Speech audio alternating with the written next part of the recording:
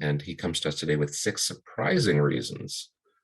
So I don't know what the surprises are, but I'm eager to hear what they are. Sure. Thank you so much, Joe. So before I get into my presentation, since we were talking about COVID, I think it's appropriate for me to just briefly touch upon the situation in India. They had a really bad second wave running from about April through June. Uh, Virtually every family had somebody who was affected seriously, and most families knew someone who passed away as a result of the COVID infection. Things have gotten somewhat better in India today. The official numbers they are saying is about 400,000 people have passed away because of COVID, but most astute observers believe that the number is probably an order of magnitude higher because India doesn't, if you have COVID and you die of a heart attack, they say you died of a heart attack, not COVID. So the way they count it is a little different from, what we might be doing in other countries. They are fearing a third wave. A couple of states have very high numbers now, but fortunately, those are the states that are doing far more testing than other states and who have good stock of oxygen and PPE and so on. So unless something changes, I think India will be able to ride through a third wave reasonably well if it happens. Many people have stopped masking, and that's a big problem. But we see that in some of the United States as well. Here in California, we are all required now to wear masks if we are indoors in a public place, and pretty much everybody is complying.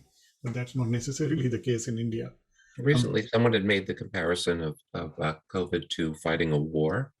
I don't recall if it was a politician or something, but the analogy stuck with me. And when you fight a war, you think about it, people coming together, united to fight the enemy.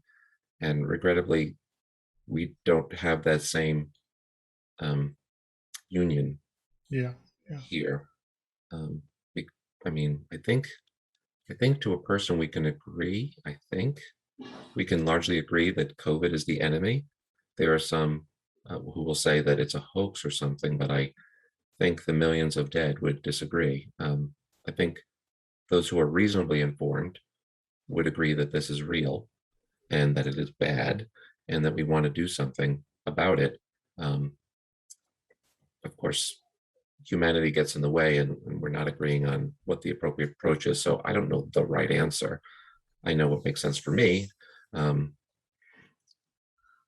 Well, I think 10, 20 years from now, when we look back at this period, we will definitely think of it in the same way that today we think of the Second World War and the tremendous changes it caused in society worldwide.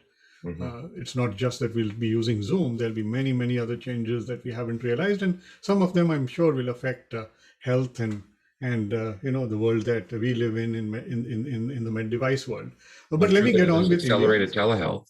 I'm sure it helped telehealth step up faster than it otherwise would. And perhaps having taken a peek at your presentation, there's something in there about digitization that you might touch upon. So let's start. Well, that's the wonderful thing about talking with you, Joe. You always anticipate what I might be, going to say soon. So let me jump right in and get this thing going. So very recently, India's ambassador to the United States was here in Los Angeles, and he asked for a number of meetings. He came to me, his office came to me and said, "I want to meet a group of medical device executives." That was the only industry group that the ambassador chose to meet. And I'm just highlighting that not because I was there or helped to arrange the meeting, but the importance that India places on the medical device ecosystem. And so you got a plug of your book. I mean, that's not bad right there. Yeah, they asked for that. So, yeah, but in the photograph on the left, you see some of the people who were there, and they include some fairly large companies that all of us know, as well as a bunch of startups ranging from angel-funded companies all the way to one that has raised over $200 million here in Los Angeles. So medical devices and that ecosystem is very important to India today. Very briefly about who I am and what I do. My company helps Western entities to deal with India, and the medical device sector is about 40% of the work that we do. I also write a lot about India, and I speak at events all across the country. I've spoken at MDM West and others. I won't dwell on that. I just wanted to give you where I'm coming from in terms of my background. This is my daily life, helping Western companies to understand India. Okay, so apologies to Barbara Mandrell. The first surprise is that India went digital, when digital health wasn't cool. So I go to the JP Morgan conference occasionally, and about 5 years ago, they began talking about digital health very vigorously. And it was interesting that, what used to be the subject of the Consumer Electronics Show suddenly became the subject of the JP Morgan Healthcare Conference, and one year both were held in the same week, which became a real problem. But let's talk about India. Okay, so go back to the 1990s in India. There's no HIPAA law as such, so privacy has never been an issue. If you go to see a doctor in, any mid-sized town, what you talk to the doctor about is completely audible to the patients who might be waiting to see the doctor. So the concept of medical privacy that we have is a relatively new thing in India. And as the Indian programmers were writing code for Y2K, if some of you remember that, many local physicians across India said, hey, I want to computerize my records. So electronic health records, not in any robust way, but they became very common and popular among the major cities. And much of this was custom programming that each physician or physician office was getting done for themselves. Okay. So this started, more than 20 years ago in India. The other factor to keep in mind, and this graph here, I wish I could have enlarged it better. This shows the urban-rural divide in India over the last 5 years. India is rapidly urbanizing, but even by 2022, less than 35% of Indians will live in cities. Okay. Now, why is that important to us? Okay. Most doctors don't want to live in rural India. Most doctors want to live in big cities where they have all the conveniences, but most patients live in the villages and don't often have transportation to come to the city. So back when we still had landlines and modems and people were building devices to let physicians in cities communicate with patients in villages, and often there would be a shared device that one person, typically a woman, would have with a little camera and set up with maybe some sensors to measure blood pressure and so on. And these were all jury-rigged devices that people kind of built in their backyards or living rooms and set up in across the villages in India. And the idea was that what we now call telehealth, which was a big deal in the United States, right? How can we have the doctor examine a patient when the patient isn't in the exam room? This became fairly common in India. It was not terribly robust. It didn't work very well, but the technology platform was laid out really in the early 2000s. The other factor then that happened was India at that time had maybe 4 or 5 million landlines at people's homes in a country of over a billion. But then the cell phones arrived, and India went from almost no cell phones to today over a billion people having cell phones. And these were mostly people who didn't have a landline, who didn't have a computer, a laptop, a tablet, and they went straight into mobile phones. And thanks to companies such as Uber, many of them graduated to smartphones as quickly as possible. Most of these are Android phones. They can't afford Apple devices, but the Android smartphones have become pretty much the norm across urban India and also much of rural India today. Okay. And so all of the people in India trying to innovate in the healthcare space have really became glued to the mobile phone. Here you see pictures of a little boy and a very old man with cell phones. These were considered remarkable 5 or 10 years ago, but today they are not, because pretty much everybody in India has a phone, and I think there are about 400 million smartphones. So any application or device you can imagine, has been mobile enabled in India very, very rapidly. And so this has allowed India to leapfrog the West in terms of communications, particularly in our space of medical devices. I remember many years ago, one of our clients makes staplers, medical surgical staplers, and they wanted to add a device to count the number of staples the physician had fired from the stapler, so they knew if they were going to run out. Right? This in India would be considered a trivial project that would be done, by a freshman electrical engineering student in a week. But for our, I won't name the company, it took them a good 6 months, and they spent maybe $250,000 to add that functionality to their device. Okay. So there was a considerable gap in terms of the way people were looking at telecom. And Let me stop you today, there. Go yes. back just a sec. So first, I really enjoyed that background and that history. I could just sit here and eat it up. What you said at the very end there, I think is at the heart of what our guests today want to understand. So Mhm. background was great. And then you gave us a very specific example. And I'd like to understand what the takeaway is. You said in India, some freshman can just bang that out. And in the West, they spent $250,000 and spent 6 months. What's the implication for a medical device manufacturer then? Because I believe, but do not know, that the West did that because we have regulations and requirements and approvals and la la la. And perhaps India lacks that kind of infrastructure. And so you can just add that. And Right. what would I do with that information? Because here Sure, I am in the sure. Good West. point. So I would put that in the past tense. India lacked that infrastructure. Okay. The point I'm trying to make here is that there are Okay. over 1 million programmers in India who now today understand medical devices and understand the link between digital health and medical devices, and have since in the last 5 to 10 years been trained how to build devices that are safe, effective, and meet regulations. Okay? So all that has happened, and some of my future slides will get into that. I just Okay. wanted to illustrate with this preface here what were the causes behind India's fast developing capability. It was like the wild west of the 1800s, when there was, or the Gilded Age, as I think we call it, where there was tremendous innovation, whether it was the railroads or Mhm. telegraph or whatever, Yes. and there were very few rules, and things were not fair or balanced. But at the end of it, a lot of good things came out. Many bad things too, but many good things came out. Okay, and the next slide, Joe, did I answer your question? You did, thank you. I just, I think the implication is, that what you described as the past, and perhaps it's a bit more cumbersome in India now because it has to be. Perhaps, and I will get into some slides about India's engineering capabilities soon. Um, so on this slide, I just want to show you some of the things that have happened in the Indian ecosystem, so distinct and different from the US.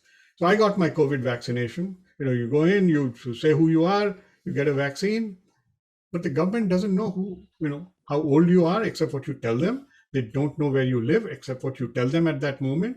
So today, if the state of California really wants to know how many Californians have not been vaccinated, where do they live, and what is their age, they have no idea.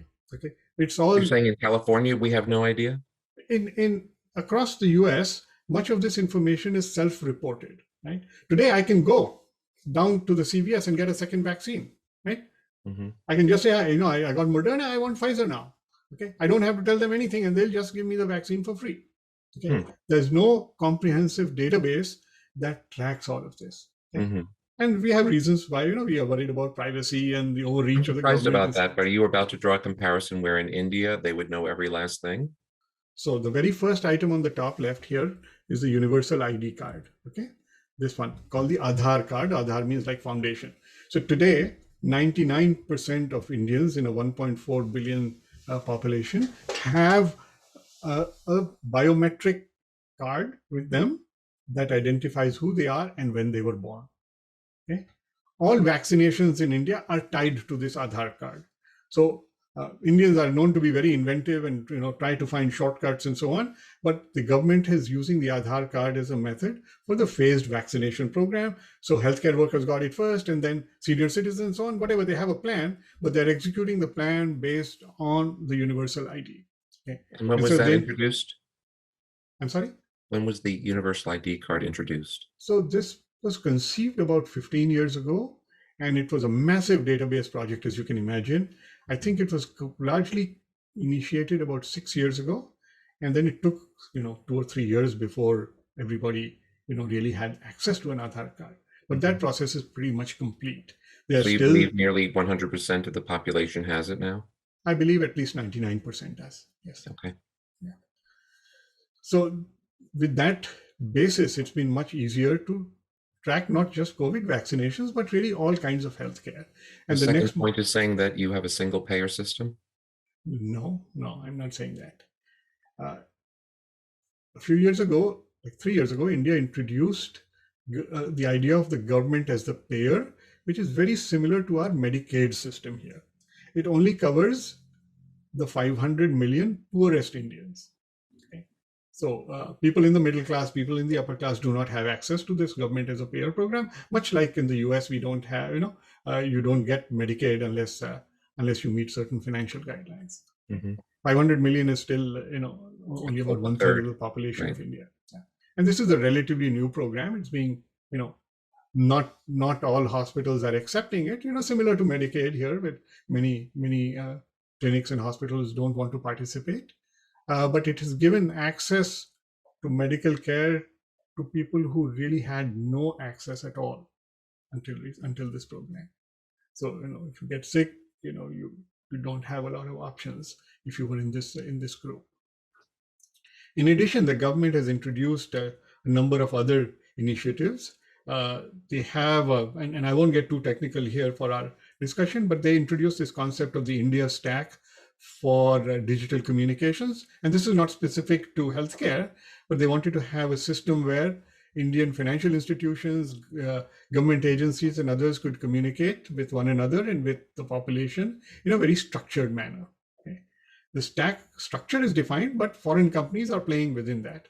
And then last year, India announced what they call the National Digital Health Mission. So it's actually run by a friend of mine who also went to the same school as I did.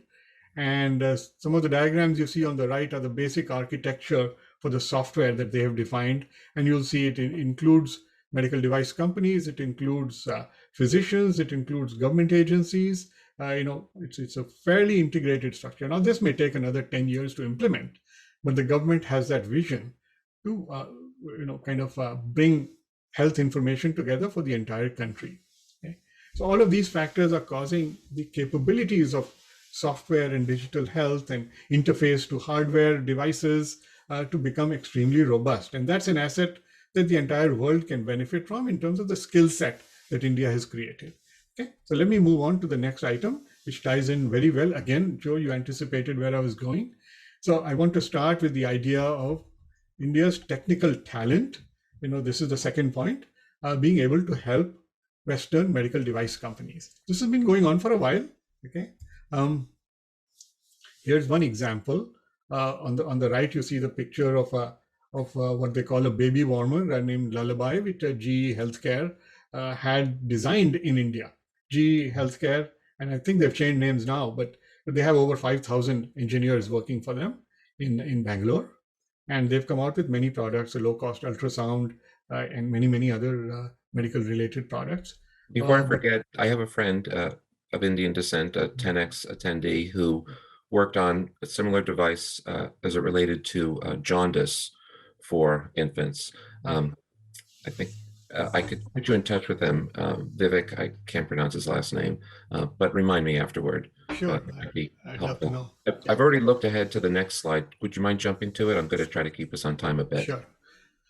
Okay, so I don't know how many of the audience are in the engineering design kind of sector, but here what I'm illustrating is that the pathway to using Indian talent can vary depending on the initiative and the project. So for a project E, for example, you're only doing test and verify and some development and design in India, but look at project C, where the investigation, the early stage investigation, the voice of customer, all of that could happen offshore, the concept development and the whole package. Okay? So this depends on the stage where the company is, the complexity of the device, the knowledge of the team in India, whether it's in-house or not. There are many factors, but there's no one answer for everybody. That's really all I wanted to illustrate with this. And I have a couple of case studies here on why people chose a particular path. I'm going to skip these in the interest of time. Okay? And what I'm doing now is I've already uploaded your presentation to the cloud, and I'm going to put it in the chat box for everyone, so they can maybe look ahead a little bit. Sure. And there may be some slides of particular interest that they want you to touch, because you're right, we won't be able to hit everything as hard as we might like. So okay. Yeah, I'd agree on these two. Sure. Okay. This slide here shows, basically how much time and cost the company would need to spend versus how you capture the resources of people in India. So the easiest way is to tie up with a local vendor in India that provides engineering services. You contract work out to them, they do the work, you pay them, you're done. Much like medical device design outsourcing works in the US. Okay, so it doesn't take a lot of effort to set it up, but you don't have the same degree of control, and you may not be willing to share your internal secrets with a third-party company. The other extent here, the other dimension is a captive R&D center, which many of the large companies have done, such as Medtronic, which used to be our client when Covidian was an independent company. And Medtronic today has, I think, close to 1,000 people working in the city of Hyderabad, which have a Medtronic badge. They're Medtronic India employees, and they're doing engineering and innovation work.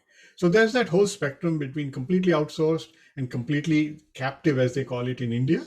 And then there are grades in the middle, which I won't get into.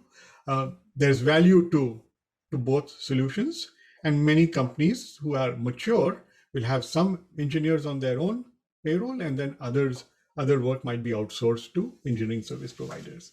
Your next section I'm interested in, you talk about the next 3 billion, and your next slide talks about the India market, but right. Who's the 3 billion? Because that's twice your population if you go to the next slide. Absolutely. So India has only 1.5 billion people, but the idea is that if you develop a product that works in India, okay, you can sell that product across Southeast Asia, the Middle East, Africa, and Eastern Europe. And India is a pretty tough place to do business. So, a friend of mine used to run Cummins in India, and he actually, he coined this phrase, you win in India, you can win anywhere in the emerging world. Exception being China, because China is its own ecosystem with a much larger medical device market. So I wouldn't say that success in India would lead to success in China. In some cases it might, but we see this already with companies in India in the medical device business. When they choose to expand, initially they focused on Eastern Europe and Africa. They didn't try to enter the United States because the US FDA is a big barrier. This point that you have here, creating airlines before airports, what does that mean? India is a demand-driven society, so all resources are maxed out, Joe. So they build an airport, but the number of flights coming into it far exceeds the normal gate capacity that you or I might see in the United States. And the same thing has happened with highways. They build the highways, and by the time the highway is done, it's already overcrowded because the population and the traffic has exceeded the planned capacity. That kind of happens here in Los Angeles too, frankly, if you've been here and seen our traffic.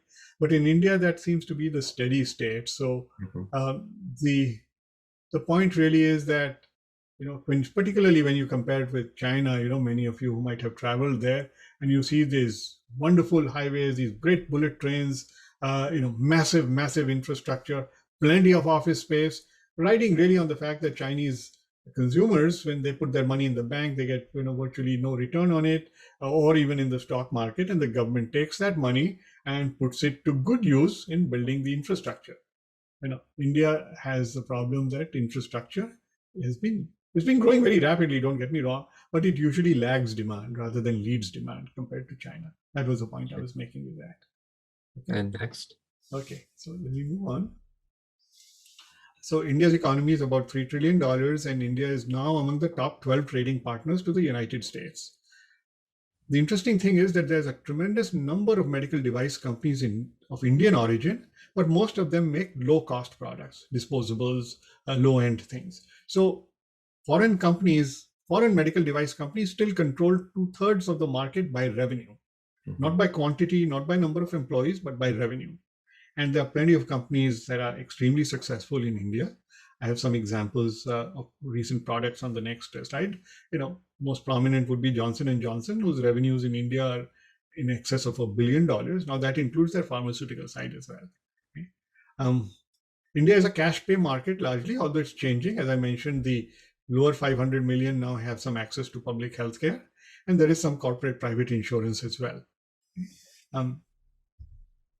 So here are some products that have been introduced to India in the last 3 to 5 years. I run a blog called The India Expert. And if you go to theindiaexpert.com and search for medical devices, all of these will show up there. So the continuous glucose monitoring from from Freestyle or Abbott was introduced not so long ago. India has a very large population of diabetics. This mitral heart valve was introduced a year ago. Medtronic has been in India for a long time. They don't enjoy the dominance that they do here in the US, but they have introduced, they are big in stents and, a lot of the other cardiovascular devices, but they introduced this surgical robotic device last year into India. And Is this India Expert exclusively your site? Yes, the IndiaExpert.com is my blog. And all of these categories that you've discussed are things that you personally have covered? So the blog really provides news and information. I have we here certainly the are not active category medical technology. I just shared that with the group. Right. We are very active in medical devices. We are active in consumer products. We are active in defense. Many of the others are there for information. My mission is to help Americans understand India. I can't, I want to be able to help 1,000 people understand India and 100 of them become our clients. That's very good. So not all those categories are categories on the blog that we work in actively. I just was overwhelmed when I hit categories. I was like, yeah, I know. I'm very interested in slide 17, please. This one? Yes, please. Okay. So the thing about India in all of its aspects is its tremendous diversity. Okay. And, for everything I can tell you about India, I can tell you the exact opposite, and both would be true. Okay? So you have to understand that paradox about India, to be able to be successful there. So on the left, I have, photograph of the Apollo Hospital. This is their hospital in Chennai in South India, where Apollo is headquartered. But they now have almost 75 hospitals across the country, all offering absolutely world-class service. It was founded by Dr. Pratap Reddy, Indian American who practiced in the United States. I believe he was at the Cleveland Clinic for many years. Went back to India in the 1980s and has built a very successful public company. These guys are offering service at the same levels that you would expect to see at a Cedar Sinai here in Los Angeles, or a Mayo Clinic, or any of the top hospitals in the US. This has been tested by various organizations that have evaluated their results, and they were featured by the Harvard Business School in a case study. In fact, about 5 years ago, I spoke at the India conference at Harvard, and they had invited Dr. Reddy's daughter, who's now running the company, Sangeeta Reddy, to be a speaker at the India conference at Harvard, and she talked about some of the things that they've done. Dr. Reddy's a publicly traded company, isn't it? Apollo is a publicly traded company, yes. Sir. But there was a company called Dr. Reddy, right? So Reddy is like Jones, Oh, okay. So it's not the same guy. Not the same guy. So in the state of Andhra Pradesh, they say if you throw a rock, it'll land on a Reddy. Okay. So Dr. Reddy's Labs is a completely different company from Apollo. Okay, my ignorance. Now, let me ask you, again, in absolute ignorance, the class system is still very much in place there. Is that true? I think you're asking about the caste system. Yes. Yeah, the caste system. You did that very gracefully. Yeah, the caste system slid over my ignorance, but I appreciate that. Yeah, so we should do another session on the cultural and socioeconomic structure of India. But to be brief, caste system has existed for 5,000 years. Today, what matters in India, and as India is moving, is more class than caste, and socioeconomic class in particular.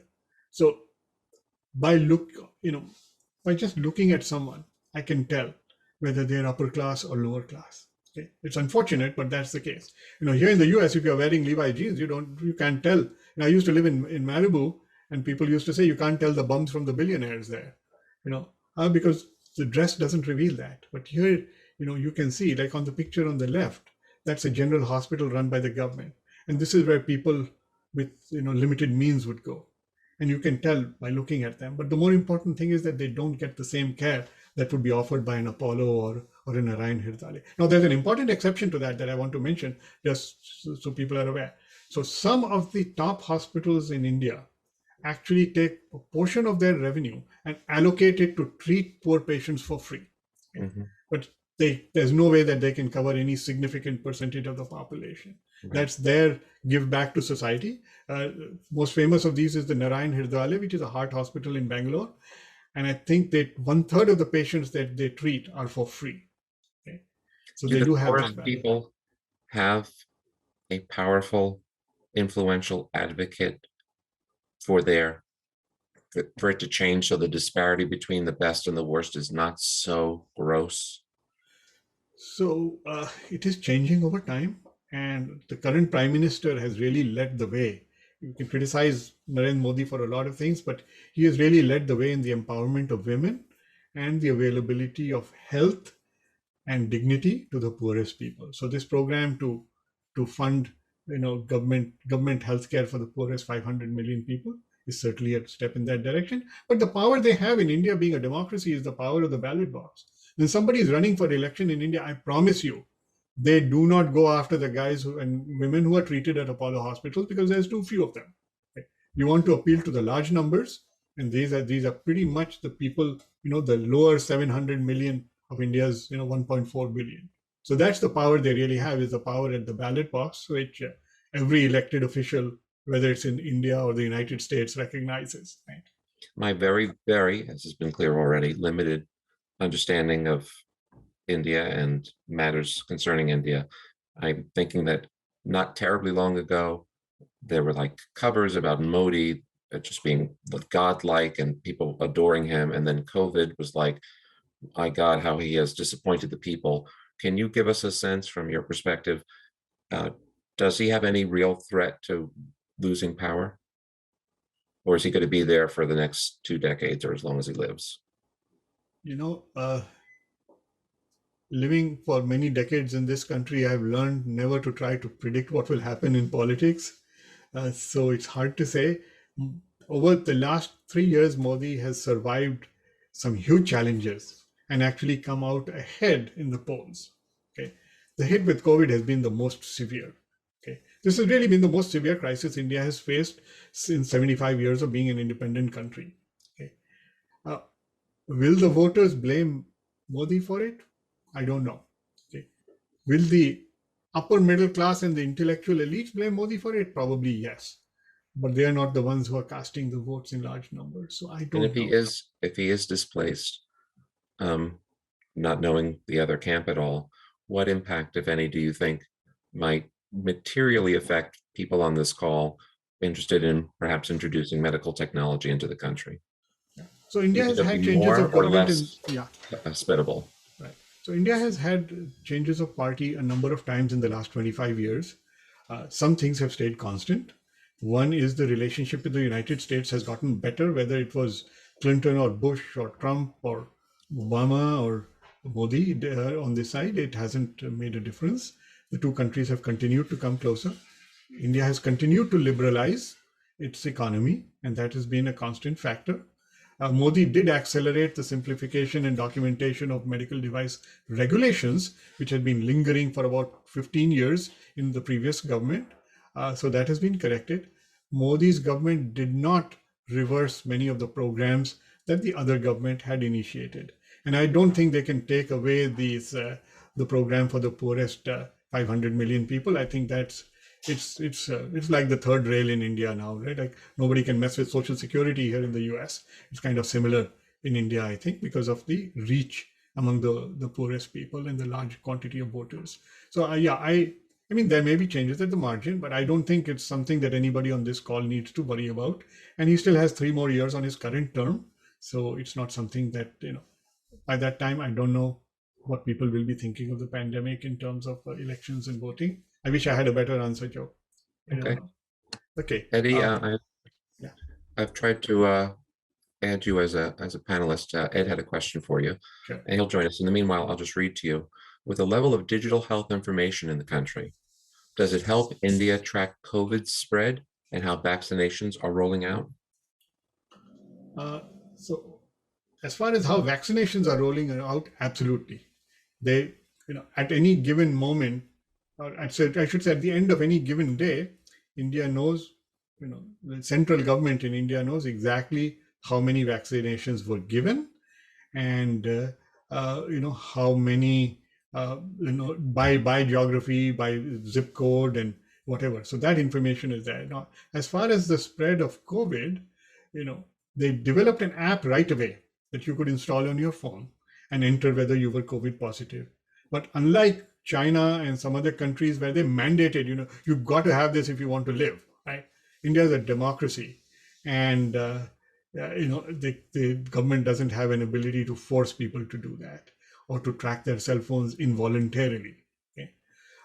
That being said, my niece, early in the pandemic, had flown from Bangalore to meet my brother in Delhi, and 3 days after she got home, somebody showed up at the door to say, "Hey, are you okay?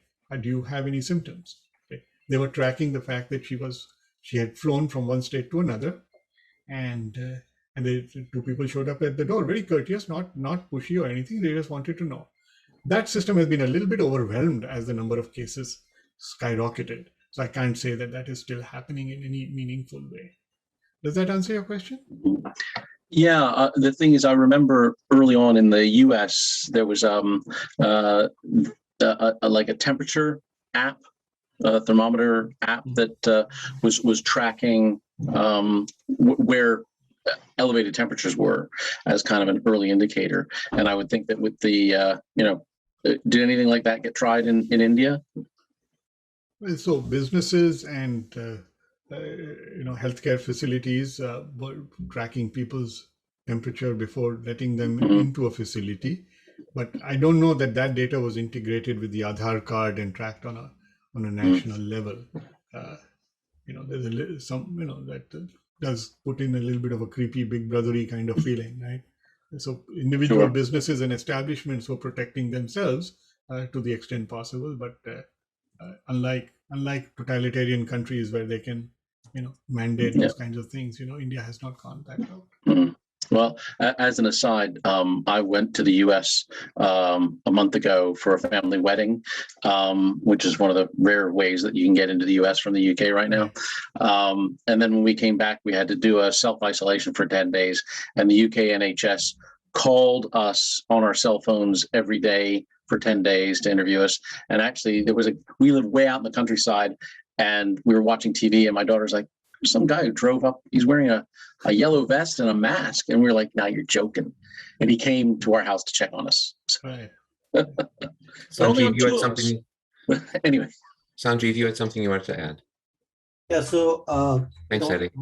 Hi. My experience is that the Modi government actually there were already PHCs in villages, but they introduced other legislations to start getting more healthcare into rural communities as well, which wasn't the case earlier.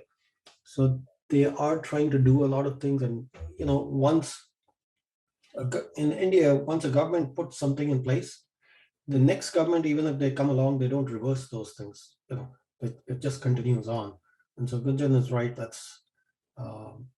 There's a lot of emphasis now being placed on the rural and the semi-rural sectors compared to what was, as Gunjan pointed out, the rich or the middle class can take care of themselves. So the government is spending more money on the rural communities now, more and more. For those of you who might have to jump off the call in 5 minutes, the next two material sections, having looked ahead, are India versus China in terms of outsourcing, and M&A, mergers and acquisitions activity in India. You're welcome to tell me which of those you want him to take a closer look at next, but personally, I'm interested in the India versus China slide. If you could go to the next. Sure. Okay. So are you talking about this one? Yes, please. Okay. So, with the last 6 years of this trade war with China, people have been looking at alternative locations to source or manufacture.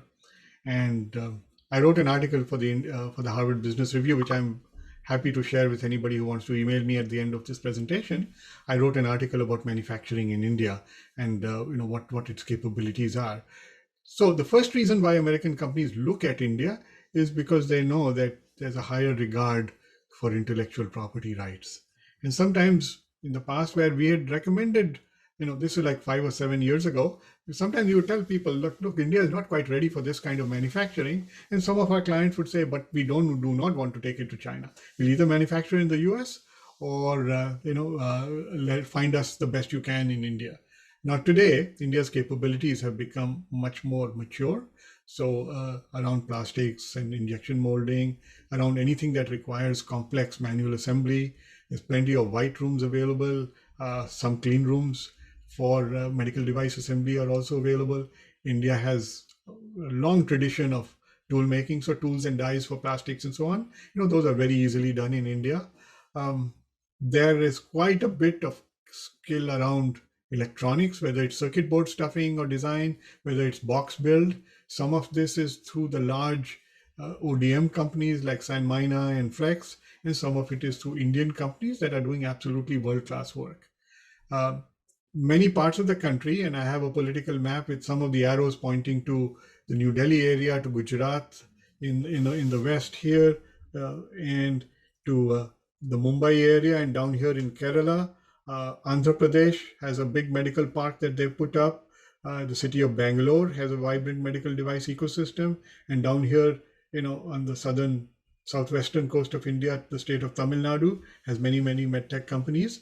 And many of these are complete ecosystems. So you'll have the reference labs, the contract facilities for sterilization, all of that, So I'm not going to get into the details. And some of these are set up as what are called special economic zones, so that if you're doing work for export, you don't have to pay duties and taxes and so on. Okay. I have some photographs here, and the work we do for our clients I cannot show because that's all confidential. But if you look carefully at these pictures, this is Becton Dickinson or BD. You can see their logo here. This is their facility outside of Delhi. This here is Abbott's manufacturing facility in Western India, Gujarat. Baxter has 2 facilities. One is in Bangalore and one is in the city of Gurgaon. The Europeans hide their factory photos. I could not get a photo of the Philips factory in Pune or the Siemens factory where they make the large imaging systems in the state of Goa, which used to be a hippie paradise at one time. So these are large companies with massive manufacturing facilities. GE Healthcare also has one. And many of these are manufacturing for the Indian market, but others are actually exporting to the rest of the world. So there's considerable capability. Does it match or rival China in terms of capacity? Absolutely not. Okay, it's probably less than 10% of the capacity of China. But as you look at the next 10 years, I think this ecosystem will expand dramatically. And it's a big opportunity. As you've seen, President Biden has not cut back on any of the duties and tariffs and the adverse relationship with China. So the companies are realizing now that they have to find alternatives. And as you look across the world, you can bring back work to the US, of course. That's always a good possibility. But if you look at other countries, particularly in the medical device space, as opposed to, say, consumer electronics, India makes for a very good alternative. You didn't get any feedback from the audience, Joe? Well, I mean, now you're hitting that second point, so go on ahead. Yeah. So there's tremendous flow of both innovation and money between the United States and India. All the big venture funds have offices in India now. So whether it's Sequoia or Kleiner Perkins or anybody, they all have branch offices in India and are investing in Indian companies. Some of those companies are serving the Indian market. Some of them are serving the global market, and some of them, as I mentioned, are really following that Israeli model where they start out in India and then the CEO and the head of sales move to California and set up an office here, and their main business comes from US customers. Quite a bit of M&A has happened, and some of it was surprising. When Baxter spent almost over $500 million to buy Claris in Western India, that was quite a surprise. And I was even more surprised when Varian, which is now part of Siemens, bought a cancer treatment company, a fairly young cancer treatment company, and they paid over $250 million to buy it out from Texas Pacific Grow. And so they're making a huge commitment to the Indian market. At the bottom, I have an interesting picture. I want to show really the range of things happening. So this guy, Dr. R.V. Kumar, had been developing a device in a small town called Bhopal for the treatment of various kinds of cancer. And it uses a methodology called fast radio bursts, which is not terribly common from what I could tell. But the US FDA has given this device a breakthrough approval. It is still not ready to be commercialized, but chances are good that over the next 5 years you might see this innovation from an Indian, Indian physician and an inventor actually make its way into the US market, being marketed by a US company. I think is the way it's going to go. So, quite a bit of stuff that you don't see in the normal medical journals and you don't see mentioned in the popular press, but this is all happening in the background. Okay. I won't go into the details of some other services that are available in India, but these are being used in a big way. So for one of the top medical device companies, I was asked to travel to Hyderabad to meet the company that was doing their intellectual property landscaping and patent reviews and so on. This company had 28 employees. 26 of them were PhDs, okay, working almost exclusively for a company whose name all of us would recognize readily. And these were all people focused on just patent reviews, finding white spaces, preparing patent applications across a fairly wide range of orthopedic devices. So many of these services are now available readily in India. I'll stop there and I can take any questions. I'll stay for as long as you want me to, Joe. Thank you. Well, I do have a question, and that is, I'm just looking on LinkedIn. It says that Amrit has 12 employees. Is that everyone? I will say No. your presence makes me feel like it's a big company, but then I saw only 12. I was surprised. So is it just 12 of you? No, it's not 12 of us. Not everybody is listed on LinkedIn. We are about 25 people within Amrit, and then we have a network of about 100 people who are not on our payroll, but they are experts whom we know well, and we turn to them as needed. So, if we need somebody who's an expert in plastic injection molding, we don't need them 12 months a year, right? We'll turn to them as needed. We need somebody who's an expert on Indian regulations of some special kind, like we're doing a radioactive product, then we will, we will turn to one of those, 100 odd people that are in our close network. I'm a graduate of the Indian Institute of Technology, and I was the president of their Global Alumni Association. So, the IIT alumni pretty much run many of the major companies in India and also many of the government departments. That National Health Digital Mission that I talked about is run by an IIT Kanpur alumnus, who's 3 years senior to me. So I have access to people, in all of those different places in India. Can you tell me what's characteristic of your clientele? Do they share a common, like by the time that you get your first call, have they already decided we're looking into going into India? Because, for example, when you gave us the slide, India versus China, are people thinking, I'm thinking about India versus China, what should I do? Let me ask Indian experts. Or is it they've already kind of started down that path and they want to make sure? When do you get engaged? And is it typically a big company, a smaller company? Can a smaller company afford you? That kind of thing. Sure. All good questions. We run the gamut. Our largest client, it will be Medtronic or something. We are Medtronic, Roche Diagnostics, they're huge companies. Right. But I've helped a pre-revenue angel-funded startup out of Stanford that had a very low-cost solution for wounds that are not healing, and that's a big problem among the poor people in India. So these guys had a device that could do the treatment for like $40 compared to the market leader, where the treatment is $1,000. We are just 2 Stanford kids, very smart, very motivated. Typically, our clients, though, are larger than that. They have, some degree of revenue and the ability to pay us. I'd say $10 million and up is our, typical client. I'm sorry? A typical engagement is $10 million? No, a typical client would have at least $10 million of revenue. Oh, I was going to say, unless they are a well-funded startup. No. Our engagement fees are a little lower than that, Joe. Otherwise, I'd be living on Lanai and I won't be doing these calls. Oh, come on! You wouldn't hang with me if you were Uber. I would hang with you any day. I came to Washington and you didn't want to see me. What can I say? That's not true. I know. I'm just pulling your leg. Come on. So, do you typically have an engagement that would we pay you hourly? Is it on retainer? How does it work? Yeah, almost never do we charge hourly because as a consultant, I don't want to be paid for Looking being at slow. yeah.